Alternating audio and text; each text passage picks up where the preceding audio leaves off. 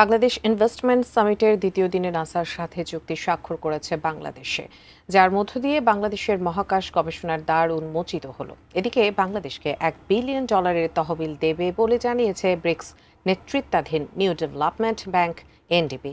সম্রাট আনোয়ারের রিপোর্ট।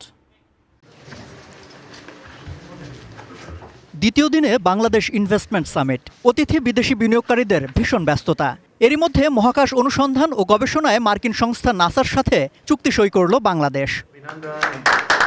বিশ্বের 54তম দেশ হিসেবে যুক্তরাষ্ট্রের মহাকাশ গবেষণা সংস্থা নাসার সাথে এই আর্টিমিসি চুক্তি সই হলো। বাংলাদেশ বিনিয়োগ উন্নয়ন কর্তৃপক্ষের নির্বাহী চেয়ারম্যান চৌধুরী আশিক মাহমুদ বিন হারুন এবং ভারপ্রাপ্ত মার্কিন রাষ্ট্রদূত ট্রেসি অ্যান জ্যাকবসনের উপস্থিতিতে প্রতিরক্ষা সচিব আশরাফ উদ্দিন এ চুক্তিতে সই করেন। এর মধ্য দিয়ে বাংলাদেশ ও যুক্তরাষ্ট্রের মধ্যে মহাকাশ গবেষণায় সহযোগিতার ক্ষেত্রে একটি নতুন অধ্যায়ের সূচনা হলো।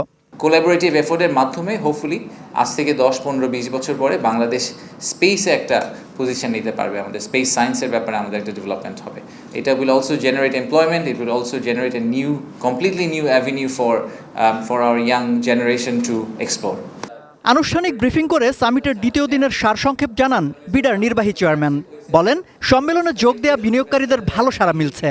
জানান, ব্রিক্স নেতৃত্বাধীন নিউ ডেভেলপমেন্ট ব্যাংক এনডিবি বাংলাদেশকে $1 বিলিয়ন তহবিল দেবে। কোয়ালিটি সম্পন্ন আন্তর্জাতিক মানের still bar CSRM, committed for better still. স্যারের সাথে দেখা করেছিলেন ন্যাশনাল ডেভেলপমেন্ট ব্যাংক এনডিবি, এটা ব্রিক্সের নিউ ডেভেলপমেন্ট ব্যাংক এনডিবি। ওনারা এখন পর্যন্ত বাংলাদেশে প্রায় $300 মিলিয়ন মতো ইনভেস্ট করেছেন। কারণ খুব রিসেন্টলি ওনারা ওয়াসার সাথে একটা প্রজেক্ট অ্যাপ্রুভ করেছেন এবং ওনাদের প্ল্যান হচ্ছে যে এই বছর ওনারা $1 বিলিয়ন ফান্ডিং সাপোর্ট দিবেন বাংলাদেশে। সরকারের পক্ষ থেকে বিনিয়োগকারীদের সর্বোচ্চ সুবিধা দিয়ে দেশে নতুন কর্মসংস্থান তৈরি সরকারের মূল লক্ষ্য বলেও জানানো হয় সংবাদ সম্মেলনে। মাল্টিপল ইন্ডাস্ট্রিজ আমাদেরকে আজকে তারা বলেছেন যে তারা অনেক দিন ধরে বাংলাদেশের কথা চিন্তা করছেন। কিছু লোক আগে এসেছিলেন কিন্তু ইনভেস্টমেন্টের ডিসিশন নেননি। কিছু মানুষ প্রথম আসলেন এবং তারা সবাই খুবই পজিটিভলি একটা আউটলুক নিয়ে ফিরে যাচ্ছেন। তো আমাদের কখনোই চিটাগংকে ফোকাস করে কোনো কিছু করার ইচ্ছা নাই। ইনফ্যাক্ট আমরা এখন ইকোনমিক জোন সিলেকশন প্রসেসের জন্য একটা কাজ করছি জাইকার সাথে।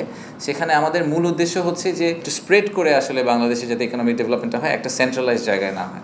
সমস্যার কথাও জানাচ্ছেন অনেক বিনিয়োগকারী। সেগুলোর সমাধানে দ্রুত ব্যবস্থা নিতে সরকার বদ্ধপরিকর বলেও জানানো হয়। কর্মসংস্থানের ব্যাপারটাকে ফোকাস করে কাজ করি, তাহলে এই স্ট্র্যাটেজিক ডিসিশনগুলো নেওয়া ইজি হবে। আমরা ওদেরকে আহ্বান করেছি যে আমাদের সরকার থেকে তো আমরা চেষ্টা করবই, কিন্তু আমরা ওদেরকে আসলে বলেছি যে আপনারা বাইরে থেকে সরকারকে কনস্ট্যান্টলি পুশ করবেন। সম্রাট আনোয়ার, 18 নিউজ, ঢাকা। সরকারের আরো বেশি করা উচিত।